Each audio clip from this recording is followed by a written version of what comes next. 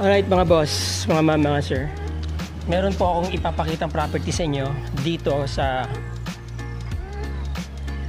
Santa Cruz. Layo natin, dulo po na Zambales itong Santa Cruz. Meron pong isang beach lot na binebenta rito. Actually malaki, nasa 1.4 hectares. Babalik ako dun sa car dahil may nalimutan ako yung shades ng camera natin. Yung last upload ko kasi, mapapansin ninyo mga boss, mga sir, may mga nag-rainbow sa gilid mo.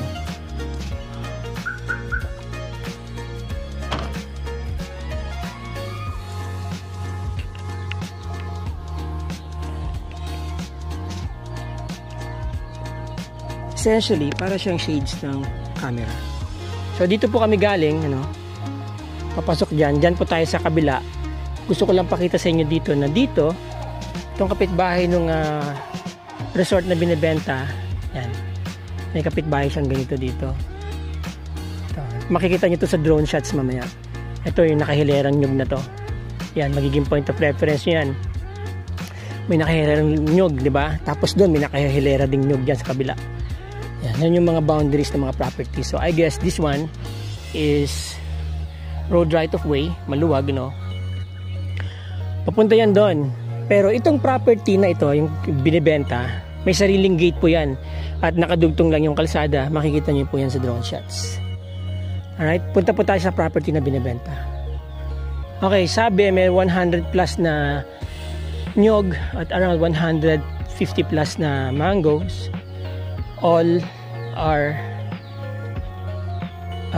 grafted, ready to bear fruit na, matured na po. Kasi last year daw naka-harvest sila dito ng 300 kaing na mangga. That's quite a lot, dami yun, 300 kaing. Ibig sabihin, ang isang kaing po kasi 25 kilos. So yung 100 kaing, you already have like 2,500 kilos, tama? So meron kang mga around 8 tons diba? Sa ganung figure na sinabi sa akin ng caretaker. Well, maybe it's true. Tingin ko naman, provided na naalagaan nila ng gusto tumangga nila, nagsabay-sabay mamunga yan. Pakita ko muna sa inyo yung gate mga boss, mga ma'am, mga sir. Pakita ko muna sa inyo yung gate. Uulan na.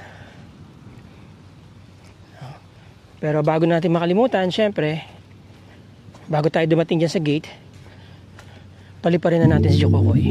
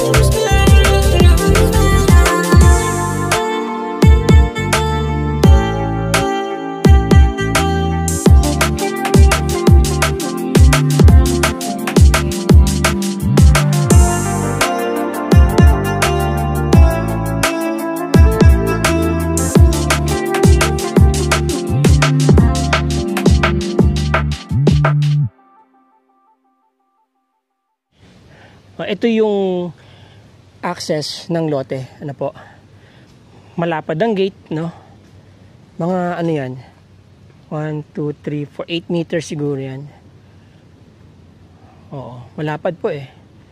Right? Tapos naka ano siya? Naka soft yung corner niya dito, ano? Yun, no? Kaya madaling magmaniobra yung sasakyan kahit na medyo gipitan dito sa kalsada kasi parang ano lang 'to, one-way road lang eh. No? Yan, no? Okay. Wala naman po yata masyadong may properties doon o hanggang dito lang po yata yan. Pinaka dead end niya itong lote na to. Yung kabilang lote, iba na po yung access nun. And then may sarili po silang linya ng kuryente papasok sa loob, ano? Meron po silang sariling transformer nandoon na sa loob din ng ano, ng property. Ang advantage po kapag may sarili kang transformer, unang-una hindi nagfa-fluctuate yung iyong kuryente. Naka-arrange yung mga mangga nila, oh, no? Oh, naka-line. Hindi siya yung parang tinanim na lang ng pawarde-warde, di ba? May ano, may linya. Yan. Ngayon sa gitna niyan, siguro pwede kayo mag-intercrop ng dragon fruit, no? Sa mga gitna.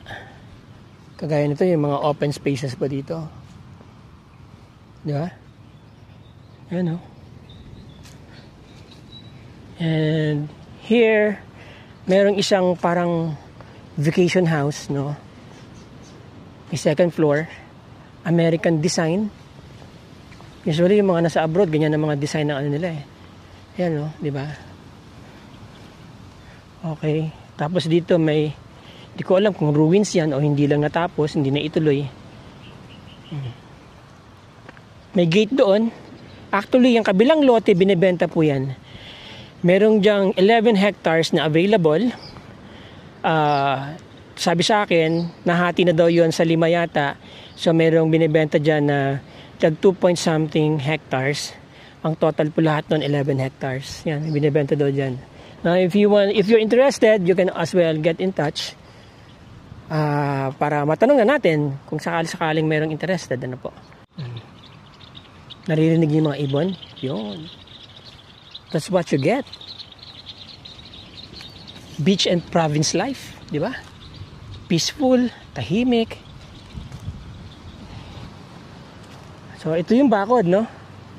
Yan, hanggang doon. May pine tree dito. Nabasag na yung bakod dito. Laki na ng pine tree, no? Okay, dito, may nakahilera ding mga nyug. Pero hindi sila ganun ka lalaki ng kagaya dun sa kabila, no? Actually, mahirap po magpatubo ng nyug dito sa tabing dagat kasi binobombard ng biotic stress na nanggagaling sa dagat. Hangin, salt, you know, mas malakas po makatuyo yan ng dahon like this one, no?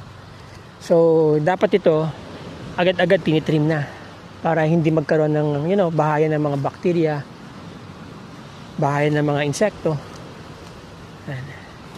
Okay. Dito meron parang dito nagkakaroon yung parang ito yung nagiging catch basin kapag umuulan. Itong area na to. May malalim dito, diyan siguro naiipon yung tubig, no. Yan.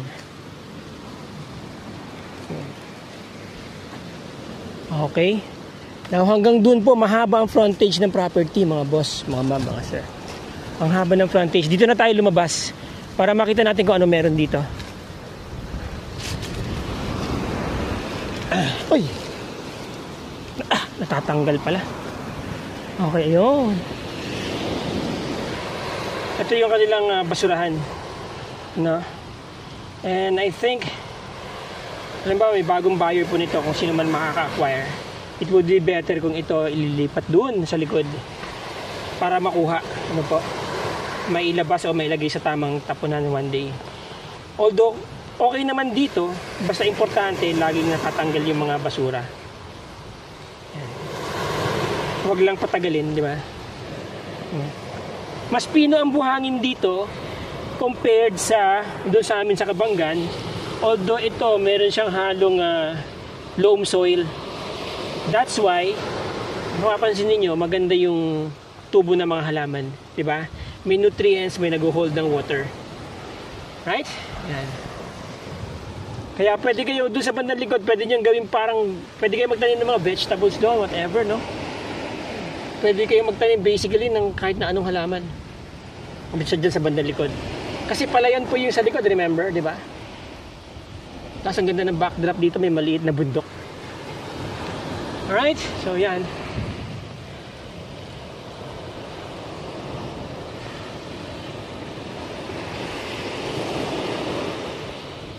Hanggang doon pa yung property, ano? Hanggang doon yung property. Maambon. Dito muna tayo. Titignan na po natin yung loob ng bahay muna, ano? Iikot pa sana tayo doon. Silipin na lang natin mamaya dito. Okay, now, ito, garahe. Malaking lanay, di ba? Feeling ko, siguro more than 20 years na itong bahay. Mga anong year kaya ito ginawa, kuya?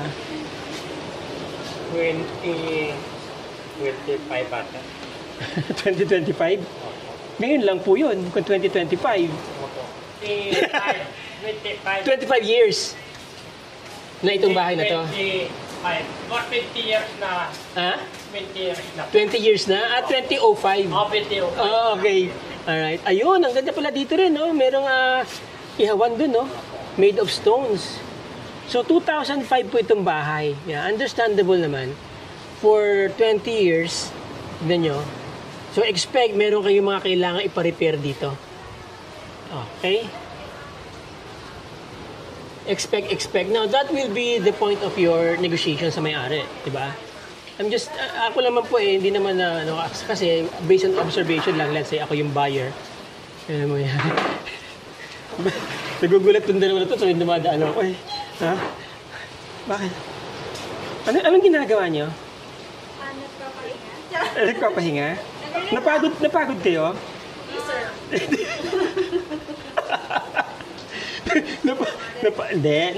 Nag-i-enjoy kayo ng View. yan, ganyan po ang view dito sa harap, mga boss, mga mama na sir. Diba? Ang ganda. Yan, no? Now, meron kayong mahabang parang veranda dito, starting from here, all the way papunta doon. Diba? Oh. Yan na talaga. Pero kung hindi siya maalon, malayo pa. Maalon lang kasi ngayon dahil tagulan. Opo, pagdating na babalik din yan. No? Bumabalik din. Ayun. Ayun mga boss, mga mama. Kaya parang malapit po yung dagat ngayon. Pero pagka masyadong malakas yung hampas ng alon, hanggang saan umaabot po? Diyan lang po siya. Yung sinabi ko. Yun ang pinakamalakas na. Pag yung halimbawa may parang surge, no? Pag malakas yung bagyo doon na parating, hindi umaapaw dito. Ayun, narinig niyo po, hindi daw umaapaw dito. Alright, so, kuya, titignan ko dito sa loob, no? Sige po. Yan. Ito yung pinaka main door. Yan. So, main door, pagka darating kayo, papasok kayo dito sa parang sa rest house, no? Doon kayo manggagaling. So, all the way from there, na tayo doon. Dito kayo manggagaling. Yan, dito.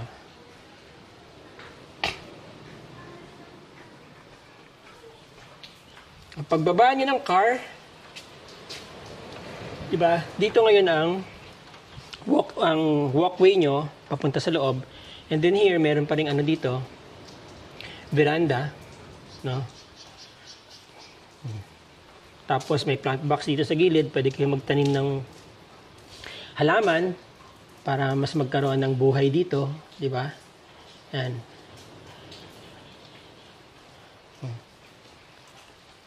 Puno ng bayabas, malunggay, no? Ang ganda ng mga halaman nila, oh. Ganda ng malunggay, oh.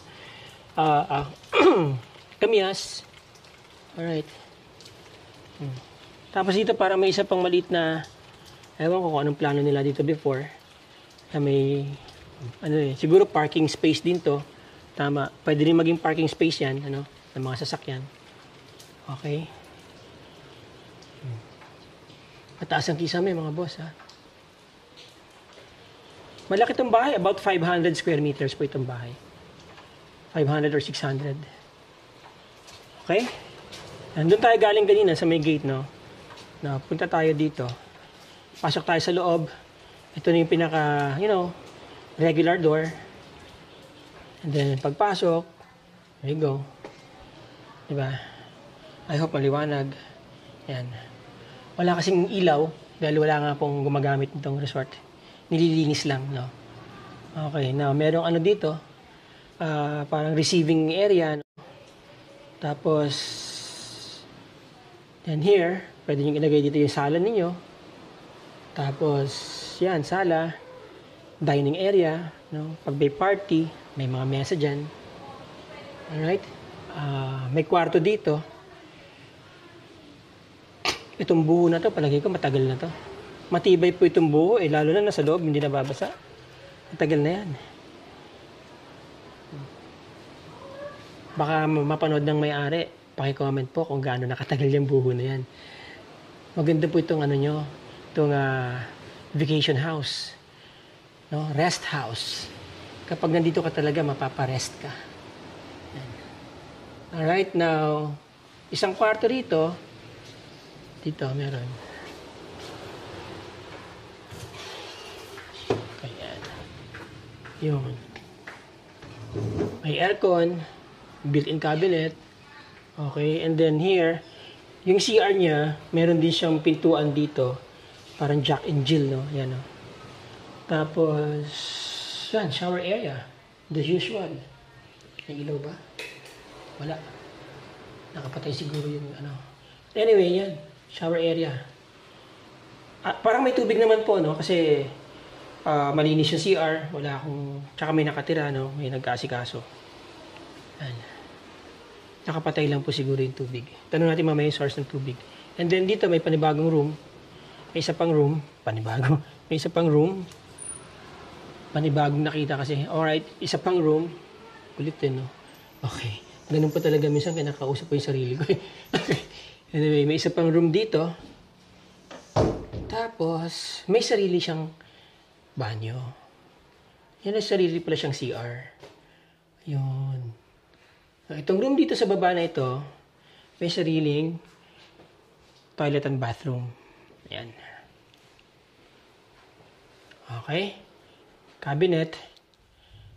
And then, labas tayo. Tapos, mamaya na po tayo makita sa second floor. And here is the kitchen. Bukod doon, may kitchen pa kayo sa baba. Diba? And then, meron ding ano dito. Ayan, kitchen. No. Meron ding comfort room dito. Ayan, no. Hindi. Palabas. Okay, may ano, parang kwarto at the same time. Pwedeng gawing ano to, servant's quarter or, you know, yung mga alalay nandito. Ayan. Meron silang pwedeng magamit na room. Pababa to dito sa labas. Ngayon meron pang isa dito. O ito, meron pang isang room din dito. Maliliit lang. Basically, you have 2 rooms for your servants. No? Kung meron kayong mga kasama. Ayan. Male, female. Alright? And then, ito yung kanilang comfort room. Sa labas dito. Ayan. Shower area and toilet. And I guess this one is shower din to. Alright. Yun. Okay. Shower area lang to. No. Ayan. Okay. Nice. Now here, ito na yung nakakita natin kanina sa taas. Meron kang kitchen dito, sink, no? Ito gawa sa bato, although, you know, sabi ko nga siguro for 20 years na kasi.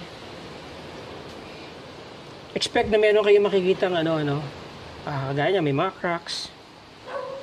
So, you need to bring your engineer if you're really interested sa property para ma-assess niyo yung integrity ng bahay. Kung kaya naman po ng fund, di ba? For demolition construction, why not? Kasi alam niyo, ang ganda ng spot. Ano po? Yan. Kasi pag dinemolish naman to, on the other hand, wala kalaki demolition project to. Kung halimbawa gusto niyo magpagawa ng sarili niyong place. Pero I think okay pa po yung integrity nito. I-reinforce na lang yung ibang may nakitang mga crack. Siguro may paraan naman dun. Yan o.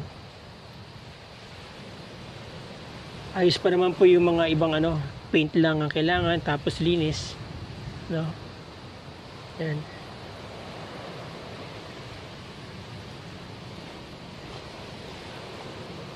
Itong pintuan po ito, mayroon kasi nakaharang na kama. Doon naman papasok yan, diretso doon sa living area, sa dining area. Alright? Okay. Check po natin yung second floor. Okay, so, let's say you're coming from the beach, no? Which is dyan. All the way from the beach, dire-diretso, kita yung dagat, di ba? Pagka-swimming niya, pasok, dire-diretso, akyat sa inyong room. Or pwede mo na kayo mag-shower dito sa baba. Meron din doon sa baba, yatang shower area, doon sa labas, no? And then, breaker. Tayo. Matibay pa yung hagdan. Wala pang alog. Wala pang wala pang ganon. Dito may cabinet kaya to. O yan, may mga cabinets dito. Okay. Sa loob ng ano, ng bubong. Ayan. So, na-utilize yung space. Nandito kahoy, made of wood, ha? Ewan ko kung anong woody po yan, pero mukha namang matibay, oh. Wala akong napapansing anay. Yan, expect na may mga kalakalawang na ganyan. Natural po talaga yan sa isang lugar, sa malapit sa dagat. Na-applyan lang po yan ng turko, konting liha, turko, and then repaint lang yan. Paunti-unti. No? Diba? Diba, nag-retire kayo dito. Yan, yung mga bagay na yun, yung mga pag kukuting-tingin ninyo, linis-linis, ayos-ayos, di ba? Paint, just to keep you busy. Just enjoy every moment of the day na nandito kayo sa tabing dagat. Yan. May kwarto rin po dito. So, attic po ito ngayon. Ano? So, itong second floor po is attic. Ito yung ano niya. Kwarto naman dito. Maluwag, ano po? Yan, kagaya niya, no? May mga kailangan talagang i-repair. Hindi ko ma-assess kung ano yung extent ng kailangan i-repair dito, but for 20 years, sa tabing dagat, expect talaga maraming kailangan gawin. Ito, siguro stock room yan. This is the comfort room. Yun. Yes, ito nga. A built-in cabinet. No? Ito, comfort room yan. Yan na yun palagay ko. Alright. Ito, kabilang kwarto. Ganun din, parang may designated storage area sa kanya na ganito. Hindi, ano to. Dito naman yung ano, yung electricity room or electric room. No? And then here, yun.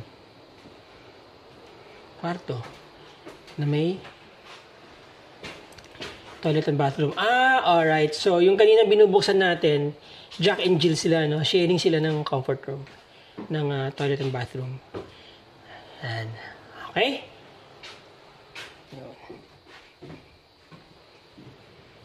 Alright. Baba tayo mga boss. May mga kailangan talagang i-repair yan. Magkagaya niyan. Pero yung iba, okay pa. Okay pa rin hagdan. Okay pa rin ang sahig. Ha? Walang mga parang bukbok. Ayos. Rika po tayo mga boss, mga sir. Ang property po nasa 1.4 hectares. Less than 1.4 hectares ano po yung property. Selling for 42M. So, lumalabas po na wala pang almost 3,000 per square meters. I mean, almost 3,000 per square meter. Yung price na po na yon mga boss, mga sir, I think mababa na yon dito sa area. Kasi, ang selling price po ngayon dito sa mga beachfronts dito, ang huling napagtanong-tanong namin, titulado, clean title, beachfront, accessible, maganda, develop, po. Yung iba hindi rin develop, talagang barren pa, pero nice location, nice papers. Nasa 5,000 pataas. So 5,000 yung pinakamababal dati. Ngayon, this one is 3,000. So kaya pinuntahan namin dahil baka may makakita sa inyo ng opportunity, price opportunity. Napakaganda po itong lugar na to. Diba? Para kayong nasa Palawan, although hindi yung buhangin niya, hindi parang kulay pulburon kasi nga meron po itong black sand. Ito, may halo siyang black sand yung buhangin.